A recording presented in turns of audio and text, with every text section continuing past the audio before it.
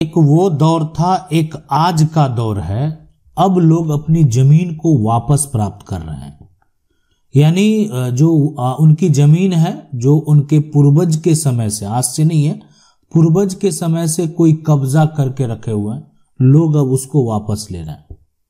और ऐसा क्यों हो रहा है? पहले जमीन कैसे कब्जा होता था कि आपकी कहीं पर कोई खाली जमीन है और जबरन बहुत सारे लोग जो है मिलकर क्या करते थे, उस पर झोपड़ी बना देते थे। आपकी खेती वाली जमीन है और उनको लगा कि यहां पर घर बनाया जा सकता है, वो कब्जा कर लिए। अब जो परिवार के सदस्य हैं उनकी संख्या अधिक है और संसाधन उतने नहीं थे लोगों के पास, और संसाधन ना होने की वजह से बहुत लोग भय में भी जीते थे। यानी माहौल ही कुछ और था। आज का समय वैसा अब ना रहा। अब वही जमीन जो कब्जा किए हुए हैं वो चल के आते हैं कि हमें जमीन जो है आप रजिस्ट्री कर दीजिए, कुछ पैसा ले लीजिए, और आप जो है उनको दे भी देते हैं। लेकिन मैं आपको बता दूं, अगर वो जमीन कब्जा करके घर बनाकर रह रहे हैं, अब डिपेंड करता है कि उनका सिचुएशन क्या है। लेकिन कुछ ऐसे कब्जा करने वाले हैं जिनके पास पहले से जमीन है ना, पहले से जमीन है, फिर भी आपकी जमीन को कब्जा कर लिए।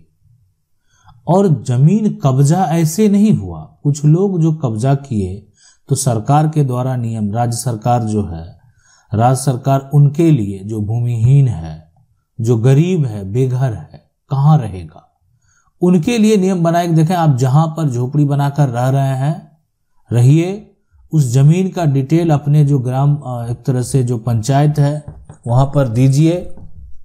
जो आपका अंचल है, जो भी वहां के ऑफिसर होंगे उसको वेरीफाई करेंगे और जमीन का जो है हम आपको जमीन का कागज देंगे, है ना, हम आपको जमीन का पर्चा देंगे, हम आपको जमीन का पट्टा बना कर देंगे, हम आपको जमीन बंदोबस्त करके देंगे।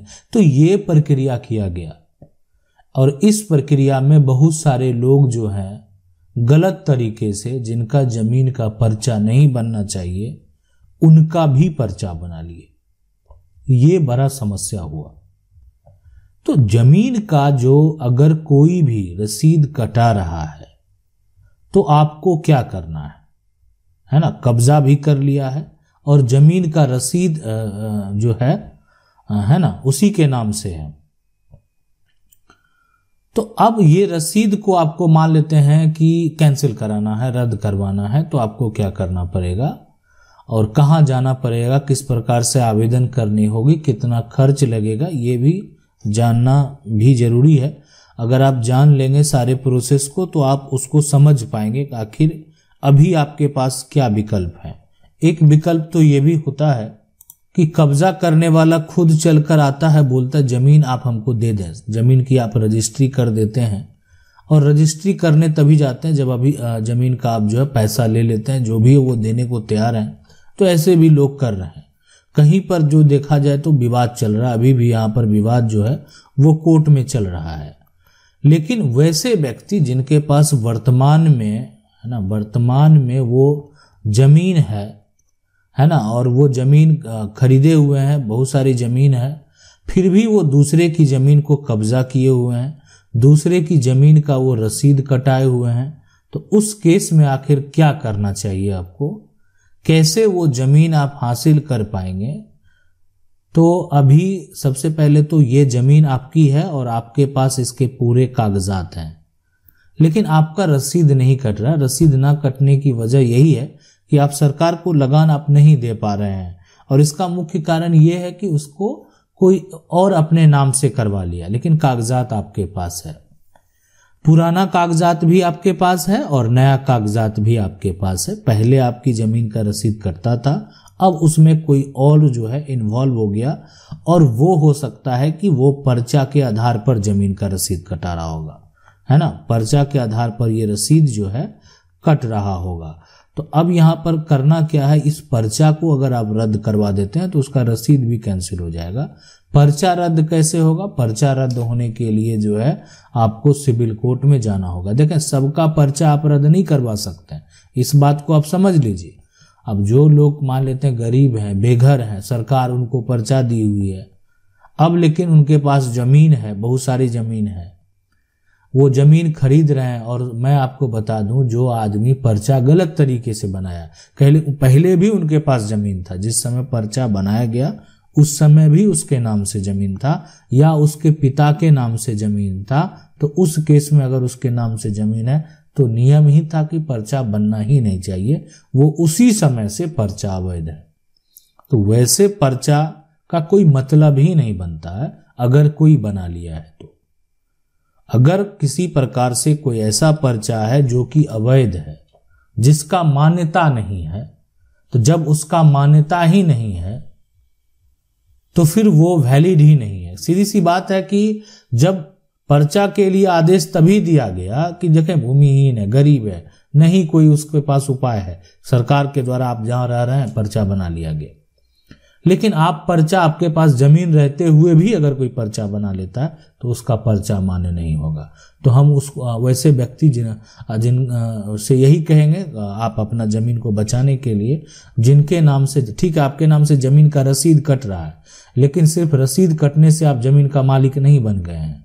आपको पता होना चाहिए कि इस जमीन को पर्चा के आधार पर जो है दिखा के, आपको मान लेते कल बेचने जाएंगे तो पूछा जाएगा आपका जमीन क्या है, खतियान है आपके पास, है ना। लोग खतियान लेकर जाते हैं, जमीन की रजिस्ट्री कर लेते हैं।